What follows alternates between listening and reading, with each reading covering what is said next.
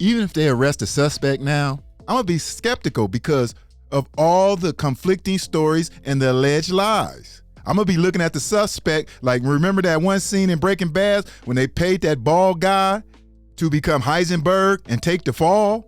My point is, after everything we've seen so far in this case, I'm not trusting anybody who suddenly appears out of nowhere claiming to be a friend, an insider, or someone who knows what happened.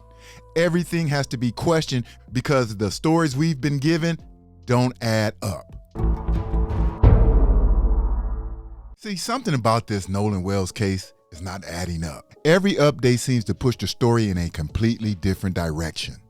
One minute people are saying there's no evidence. The next minute there are reports that the prosecutor could be taking evidence before a grand jury to seek indictments. But what really stands out is this growing list of friends deciding to speak publicly. Have you seen the video that's been going around social media where people think that they're hearing an argument between people and they're wondering whether or not Nolan is one of the people in that argument?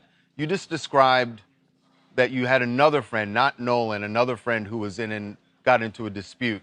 Is that video the other argument that you were talking about? Yes. So, but is that Nolan in the video? I can't tell. It's too far away. But in that video, I feel like the voices are too clear. Like from the side, it's too clear for it to be that far away, for it to be Nolan arguing. And then also that altercation, it sounds just like my other friend that got into the altercation on the boat. And they were trying to, like, as he was in that altercation, I was calming him down. They were trying to get him out off the island. They were trying to get him back to land because he was just losing it. So describe that. That's kind of interesting. What was that about? He was just very hostile. Like he was just like really like mad. Like they were just trying to, like the parents on that boat were trying to get him out. Instead of bringing more clarity, every interview seems to create another layer of confusion. The biggest example is Javon right there interviewing with TMZ. Now, out of everyone connected to Nolan, he appears to have a close friendship. His social media was filled with pictures of them two together. But Nolan's family lawyer saying somebody's lying. It's a contradiction. They're not saying the same thing. One of them is telling the truth. One of them is not. We have to get to the bottom of that. It's important. And let me say this is very important for Black people. If they do get to the bottom of this and one of those white friends gets charged, watch what happens in the news. You're going to start seeing more violent Black crime stories filling your timelines and in the news. When a Black person is the victim and the suspect is non-Black, they do this in high-profile cases because they never want us to be seen solely as victims. They want this narrative out there that says, hey, somehow they deserve whatever they got. Like what happened during the Trayvon Martin and the Ahmaud Arbery cases, for example. Black crime stories went up 30 to 40%. This is one of their tricks, just like attacking the character of the victim or pushing conflicting stories about the same event, like who was arguing on the boat. The lawyer has one story and the so-called friends have a different story. And then the fact, Reverend Al, that they have this video of an argument that is going on. And you know, thank God, all young people, they have cell phones, and anytime you hear people raising their voice, they start the video. And so you hear on the video, Nolan saying, give me my freaking phone. What are you freaking doing? And that's the issue with high-profile cases. People are always coming out the woodworks looking for their 15 minutes of fame. That is one reason why I do not trust everything I hear in high-profile cases. I learned a long time ago, you can't. I'm sorry to tell you guys, but we may never know the full truth. One reason is simple. People will say almost anything for fame and money. Now you have another alleged friend popping up with his own version of the story. That's right. Well, Nolan Wells' friend says that it wasn't Nolan that was featured in a viral video appearing to show several people arguing, but rather it was him engaging in the verbal altercation while Nolan was elsewhere. I just know I've lost my best friend. For the first time, a friend who was with 18-year-old Nolan Wells the day he disappeared is speaking out, Trayston Shepard declined to appear on camera, saying he and the others who were on the boat have been receiving threats. We did no wrong here, and we don't understand how we're getting so much hate behind it. We all cared and loved Nolan, and nobody wanted to see Nolan die. Nobody wanted to see his life be taken so short. Shepard also addressed this viral video that has fueled speculation online.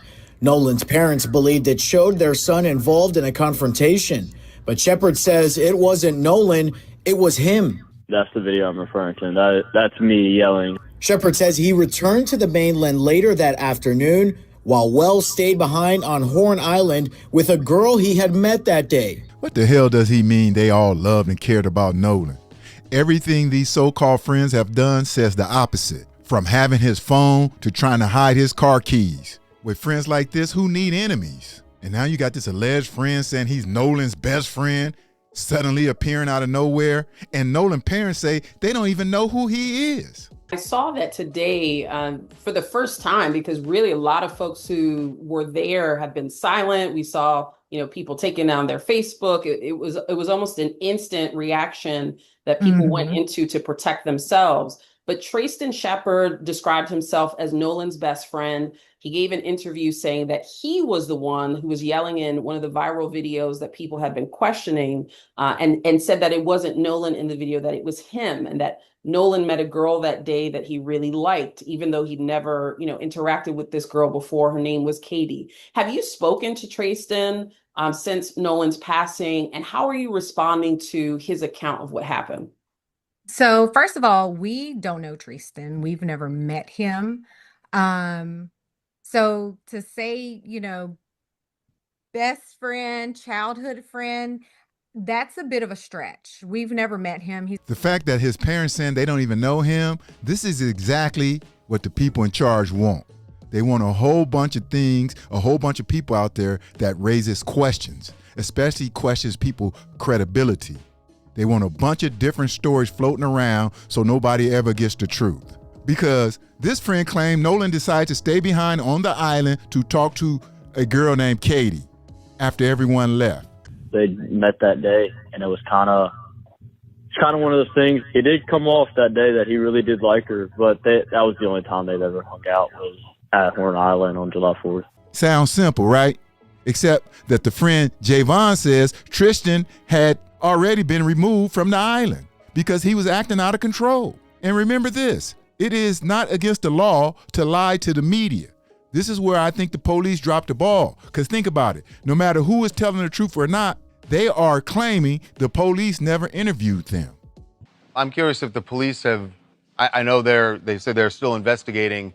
Did any investigators ever speak to you about what you saw that day? No, sir. Really? Okay. Cops have not talked to you yet. No, sir. That's odd. I don't see why the cops would have to talk to me. I mean, obviously, like I had said my plea, because whenever I had talked to the people at Sunheard, it was whenever, the body was discovered and the autopsy people and all those people were there. Well, I'll tell you why I'm surprised. Because you knew Nolan well, and you knew that he was friends with these guys who were the last ones to be around him before his body was found. And I would think they would at least want to know, hey, just the things we're asking. Right. What the hell do you mean?